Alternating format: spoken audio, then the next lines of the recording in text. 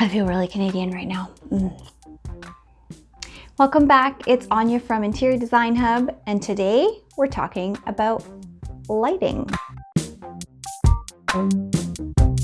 Let's start off with a question today. In the comments below, let me know, what is your biggest issue with lighting? What's your biggest confusion? What don't you understand? If you could ask me one question about lighting, what would it be? And if you haven't already, please subscribe to my channel. I'd really appreciate it. Thanks. All right, so what we're going to cover today is ambient lighting, accent lighting, and task lighting.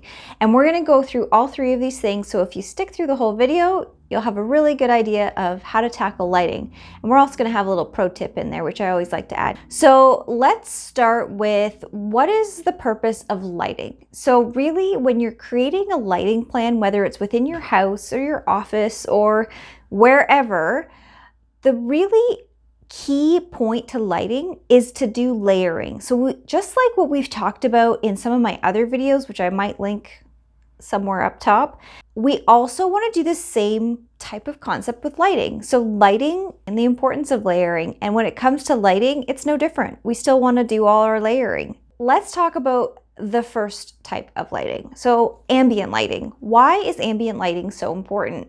Ambient lighting is actually just your general lighting within the space. So when we're thinking of ambient lighting, it could be an overhead light in a living room. It could be pot lights. It could be a chandelier. So that creates a light that's actually spread throughout the whole space. And that's basically our, step one of lighting. One of the keys for your ambient lighting is actually to have some balance throughout the space. So you want to make sure that your ambient lighting is really encompassing the whole space so that you don't have really dark corners. So you want to make sure that your lighting levels are actually highlighting the whole space.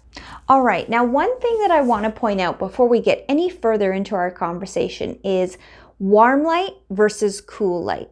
So one thing that I think sometimes people get really confused about is the different shades of lighting, which people don't actually realize, but lighting actually comes in many different tones.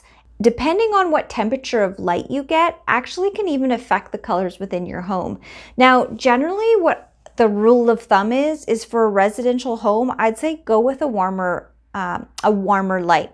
So this usually ranges from 2200 K to about 3000 K. So what that is, it's more of a yellow light. It's more of a natural outdoor warm lighting. The cool lighting, which almost appears more white and blue, would be more like 4000 and above. Now, sounds kind of confusing, but basically most boxes of bulbs will say if it's a warm or a cool light, and you want more of a yellow light than a blue light, and that's kind of the easiest way to go about it. Lighting type number 2, accent lighting. What's accent lighting?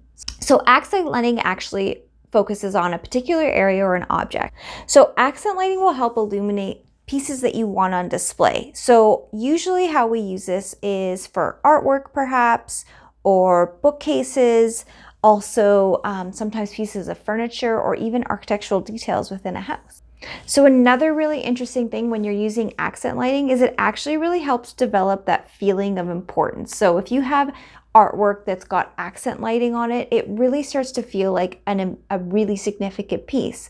And even if it's just a piece that maybe your kid drew or maybe you painted as a hobby, but the minute you start to accent that piece, it elevates the status of that piece. So some of the recommended lights for accent lighting would be something like wall lights, art lights, recessed lighting, track lighting, even sometimes like a pendant light you can have depending on where it's hung.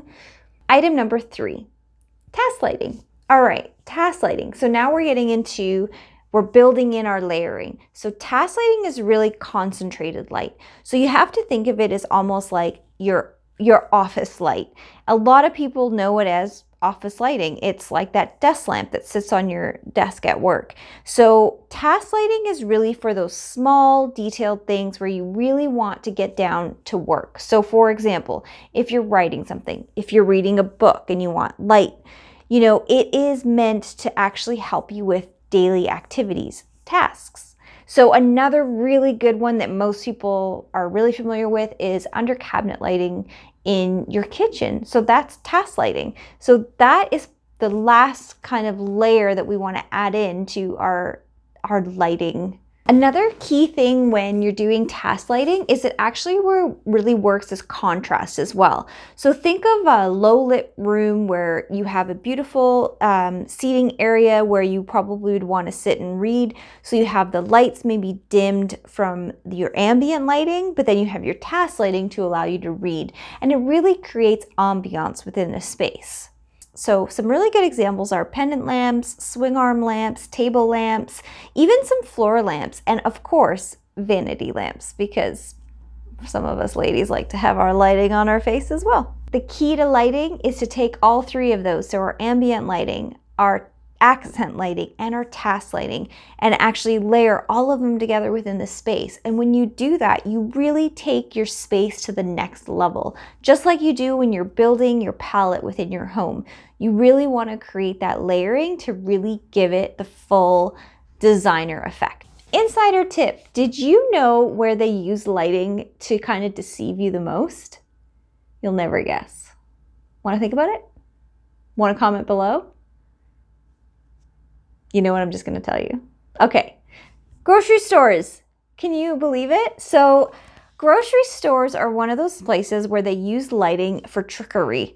So the way they use it is because lighting has different colors, they'll actually use lights with a more red undertone. So you know how when you see a strawberry and it's super red, or a tomato, or actually cuts of meat are a really good one, and it actually appears like very, very red and juicy and good, and when you get home you're like, doesn't look as good as I thought it did in the store. Lighting. Lighting is really, really key in a grocery store.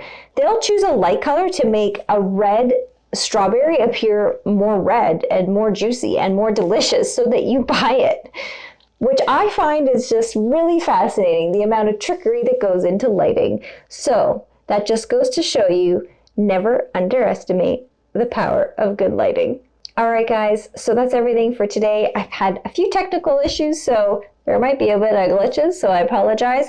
If you guys like this content, please subscribe to my channel and hit the like button if you like it. And also, let me know what you guys want to hear about.